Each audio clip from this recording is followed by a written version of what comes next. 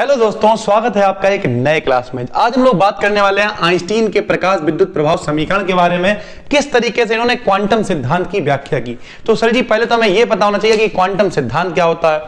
तो प्लांक ने कहा जो प्रकाश है वो डायरेक्ट नहीं बल्कि छोटे छोटे पैकेटों या बंडलों के रूप में होता है, जिसे हम लोग कहते हैं फोटॉन या क्वांटा। क्या कहते हैं? फोटॉन या क्वांटा। मेरे साथ में बोलिए बोलिए। प्रकाश ऊर्जा के छोटे छोटे पैकेटों या बंडलों के रूप में होता है। एक बंडल को फोटॉन या क्वांटा कहते हैं और इस फोटॉन की एनर्जी होती है एच न्यू। कितनी होती है? H new. मेरे साथ में बोलिए, समझिएगा तो बहुत आराम से समझ में आएगा।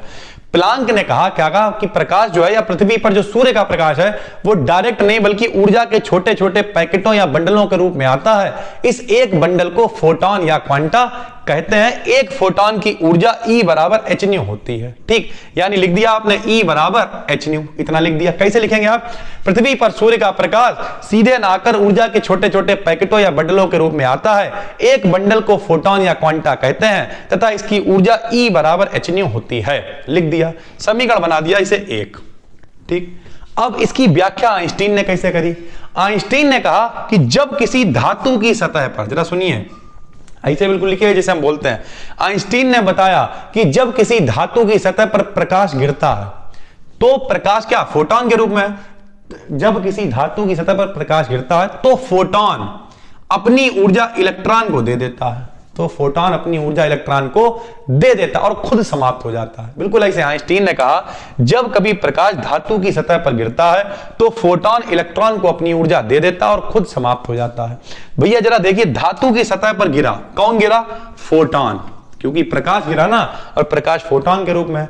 इन्होंने कहा कुछ भाग जो है, कुछ भाग इलेक्ट्रॉन को बाहर निकालने में खर्च होता है। बाहर निकालने में किया गया कार्य W, और कुछ भाग जो है, कुछ भाग काहे में खर्च होता है? कुछ भाग खर्च होता है इसकी गतिज ऊर्जा के रूप में। किसके रूप में? गतिज। जरा समझिए भैया, जो धातु की सतह है, मान लिया ये है कोई, ठीक है। अब इसमें से हमें क्या करना है? इलेक्ट्रॉन निकालना है। तो पहले तो निकालने में ऊर्जा चाहिए और फिर लेके जाने में ऊर्जा चाहिए। तो सीधी बात है, इन्होंने कहा जब कभी फोटॉन धातु की सतह पर गिरता है तो इसका कुछ भाग उसे बाहर निकालने में और कुछ भाग गतिज ऊर्जा में खर्च हो जाता है। समीकरण बना ली एक तो बन गई, समीकरण बना ली दो। सबसे पहले आप क्या लिखेंगे?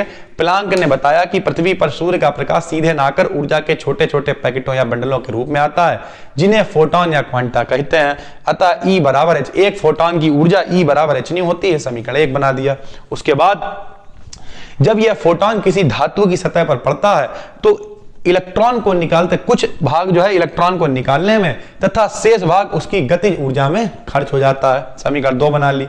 फिर नई लाइन से लिखेंगे, यदि कोई इलेक्ट्रॉन ना निकले, यदि कोई इलेक्ट्रॉन ना निकले तो एच न्यू को लिख देंगे एच न्यू जीरो, क्योंकि वो आवृत्ति जिससे कम पे कोई इलेक्ट्रॉन नहीं निकलता उसे देहली आवृत्ति कहते हैं। इससे पिछले क्लास में पढ़ा चुके हैं। तो न्यू जीरो देहली आवृत्ति होगी। जब इलेक्ट्रॉन नहीं निकलेगा तो न्यू को क्या लिख देंगे? Mu zero. डब्ल्यू को ऐसे लिखा रहने देंगे। और जब इलेक्ट्रॉन निकला ही नहीं तो वो गति करेगा ही नहीं। अब गति हुई नहीं तो ई का मान क्या हो गया? जीरो। इलेक्ट्रॉन नहीं निकला है मतलब गति नहीं कर रहा है। W का मान यहां रख देंगे।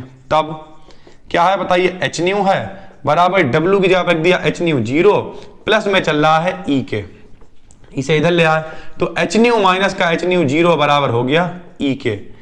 E के क्या है? गतिज ऊर्जा। सबने पढ़ रखा, गतिज ऊर्जा का फार्मूला होता है हाफ mv स्क्वायर। क्या होता है? Half mv square. लिख देना, यदि इलेक्ट्रॉन का अधिकतम वेग, यदि इलेक्ट्रॉन का अधिकतम वेग B मैक्स हो, B माने वेग, मैक्स मतलब अधिकतम हो, तब लो भैया E की जगह गतिज ऊर्जा को क्या लिखेंगे? Half mv square. अधिकतम है तो छोटा सा मैक्स लगा देंगे, हाफ mv स्क्वायर बराबर H कॉमन ले लिया, न्यू माइनस का न्यू जीरो। ये लो। तो इस तरीके से आप आसानी से, अब कोई पूछे गतिज ऊर्जा के लिए समीकरण बताओ, यही है। कोई पूछे आइंस्टीन का समीकरण बताओ, तब भी यही है। ठीक है, तो इस तरीके से आप निकाल सकते हैं। क्या है बताओ? प्लांक ने कहा सूर्य का प्रकाश डायरेक्ट नहीं आता, पैकेटों या बंडलों के रूप में आता है। ठीक है, एक बंडल की ऊर्जा कितनी होती है? एच न्यू होती है। ठीक, जब यह फोटॉन किसी धातु की सतह पर पड़ता है तो इलेक्ट्रॉन बाहर निकल के आता है। जब इलेक्ट्रॉन बाहर निकल के आता है तो कुछ भाग उसे बाहर निकालने में और कुछ भाग गतिज ऊर्जा में खर्च हो जाता है। अगर इलेक्ट्रॉन ना निकल के आए तो गतिज ऊर्जा 0 हो जाएगी। W का मान यहाँ रख दिया, न्यू 0 को इधर ले आए तो h न्यू माइनस का h न्यू 0 बराबर E के हो गया। E के क्या? गतिज ऊर्जा। गतिज ऊर्जा का फार्मूला होता है हाफ mv²। वेग अगर अधिकतम है तो b की जगह b मैक्स लिख दिया। यही आइंस्टीन का प्रकाश विद्युत प्रभाव समीकरण है। ठीक है दोस्तों, तो इस तरीके से आप आसानी से पढ़ सकते हैं, लिख सकते हैं। डिटेल जुड़ना चाहते हैं, हमारी एप्लीकेशन जिस नाम से चैनल है उसी नाम से एप्लीकेशन है, जाकर डाउनलोड कर सकते हैं। आज की वीडियो में इतना ही, फिर दोस्तों मिलते हैं, तब तक के लिए जय हिंद, जय भारत, धन्यवाद।